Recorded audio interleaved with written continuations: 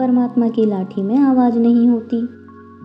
एक साधु वर्षा के जल में प्रेम और मस्ती से भरा हुआ चला जा रहा था। इस दौरान उसने एक मिठाई की दुकान को देखा, जहाँ एक कढ़ाई में गर्म दूध उबाला जा रहा था, तो मौसम के हिसाब से दूसरी कढ़ाई में गर्मा गर्म जलेबियाँ तैयार हो रही थीं। साधु कुछ क्षणों के लिए वहाँ रुक गया। शायद भूख का एहसास हो रहा था या मौसम का असर था। साधु हलवाई की ओर बड़े गौर से देखने लगा। साधु कुछ खाना चाहता था, लेकिन जेब ही नहीं थी, तो पैसे भला कहाँ से होते। साधु कुछ पल उससे हाथ सेंकने के बाद चला ही जाना चाहता था कि नेक दिल हलवाई से रहा न गया और एक प्याला गरम दूध और कुछ जलेबियाँ उसने साधु को दे दी। मलंग ने गरम जलेबियाँ गरम दूध के साथ खाईं और फिर हाथों को ऊपर की ओर कर हलवाई के लिए प्रार्थना की और आगे चल दिया। साधु बाबा का पेट भर चुका था। दुनिया के दुखों से वह बेपरवाह था। फिर एक नए जोश से बारिश के गंदे पानी के छींटे उड़ाता हुआ चला जा रहा था। वह इस बात से बिल्कुल बेखबर था कि एक युवा नवविवाहित जोड़ा भी वर्षा के जल से बचता बचाता उसके पीछे चला आ रहा था। एक बार इस मस्त साधु ने बारिश के गंदे पानी में जोर से लात मारी। बारिश का पानी उड़ता हुआ सीधा पीछे आने वाली युवती के कपड़ों को भिगो गया और उस औरत के कीमती कपड़े कीचड़ से लथपथ हो गए। उसके युवा पति से यह बात बर्दाश्त नहीं हुई, इसलिए वह आस्तीन चढ़ाकर आगे बढ़ा और साधु के कपड़ों को पकड़कर खींचकर कहने लगा, अंधा है क्या? तुमको नजर नहीं आता? तेरी हरकत की वजह से मेरी पत्नी के कपड़े गीले हो गए हैं और कीचड़ से भर गए हैं। साधु हक्का बक्का सा खड़ा था, जबकि इस युवा को साधु का चुप रहना और भी नागवार गुजरा। महिला ने आगे बढ़कर युवा के हाथों से साधु को छुड़ाना भी चाहा, लेकिन युवा की आंखों से निकलती नफरत की चिंगारी देखकर वह भी पीछे खिसकने पर मजबूर हो गई। राह चलते राहगीर भी उदासीनता से यह दृश्य देख रहे थे, लेकिन युवा के गुस्से को देखकर किसी में इतनी हिम्मत नहीं हुई कि उसे रोक पाते और आखिर जवानी के नशे में चूर इस युवक ने एक जोरदार थप्पड़ साधु के चेहरे पर जड़ दिया। बूढ़ा मलंग थप्पड़ की ताब न झेलता हुआ लड़खड़ाता हुआ कीचड़ में जा गिरा। युवक ने जब साधु को नीचे गिरता देखा तो मुस्कुराते हुए वहां से चल दिया। बूढ़े साधु ने आकाश की ओर देखा और उसके होठों से निकला, वाह मेरे भगवान, कभी गरम दूध जलेबियाँ और कभी गरम थप्पड़, लेकिन तू अगर चाहे तो मुझे यह भी पसंद है। यह कहता हुआ वह एक बार फिर अपने रास्ते पर चल दिया। दूसरी ओर वह युवा जोड़ा अपनी मस्ती को समर्पित अपनी मंजिल की ओर अग्रसर हो गया। थोड़ी ही दूर चलने के बाद वे एक मकान के सामने पहुंचकर रुक गए। वे अपने घर पहुंच गए थे।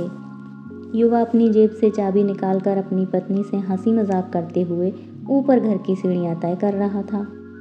बारिश के कारण सीढ़ियों पर फिसलन हो गई थी। अचानक युवा का पैर फिसला और वह सीढ़ियों से नीचे गिरने लगा। महिला भी शोर मचाकर लोगों का ध्यान पति की ओर आकर्षित करने लगी, जिसकी वजह से उसके संबंधी और दूसरे लोग तत्काल सहायता के लिए युवक की ओर लपके और उसे अस्पताल ले गए। युवक का सिर फट गया था और कुछ ही देर में ज़्यादा खून बहने लगा। लोगों ने दूर से आते साधु बाबा को देखा तो आपस में कानाफूसी होने लगी कि निश्चित रूप से इस साधु बाबा ने थप्पड़ खाकर युवा को श्राप दिया है, तभी उसे चोट लगी। दूसरे युवकों ने यह बात सुनकर साधु बाबा को घेर लिया। एक युवक कहने लगा कि आप कैसे भगवान के भक्त हैं जो केवल एक थप्पड़ के कारण युवा को श्राप दे बैठे। भगवान के भक्त में रोष व गुस्सा हरगिज नहीं होता। आप तो जरा सी असुविधा पर भी धैर्य न रख सके। साधु बाबा कहने लगे, भगवान की कसम, मैंने इस युवा को श्राप नहीं दिया। अगर आपने श्राप नहीं दिया तो ऐसा नौजवान युवा सीढ़ियों से कैसे गिरा कि उसे इतनी गंभीर चोट आई। तब साधु बाबा ने दर्शकों से एक अनोखा सवाल किया कि आप में से कोई इस घटना का चश्मदीद गवाह मौजूद है क्या? एक युवक ने आगे बढ़कर कहा, हाँ, मैं इस घटना का चश्मदीद गवाह हूँ। साधु ने अगला सवाल किया, मेरे कदमों से जो कीचड़ उछला था, क्या उसने युवा के कपड़ों को दागी किया था? युवा बोला, नहीं, लेकिन महिला के कपड़े जरूर खराब हुए थे। मलंग ने पूछा, फिर युवक ने मुझे क्यों मारा? युवक कहने लगा, क्योंकि वह युवा इस महिला का प्रेमी था और यह बर्दाश्त नहीं कर सका कि कोई उसके प्रेमी के कपड़ों को गंदा करे, इसलिए उस युवक ने आपको मारा। युवक की बात सुनकर साधु बाबा ने एक जोरदार ठहाका लगाया और यह कहते हुए वहां से विदा हो गए, कि भगवान की कसम मैंने श्राप कभी किसी को नहीं दिया, लेकिन कोई है जो मुझसे भी प्रेम रखता है। अगर उसका यार सहन नहीं कर सका तो मेरे यार अर्थात प्रभु को कैसे बर्दाश्त होगा कि कोई मुझे मारे।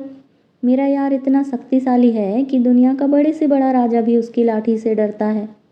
सच है, उस परमात्मा की लाठी दिखती नहीं और आवाज़ भी नहीं करती, लेकिन पड़ती है तो बहुत दर्द देती है।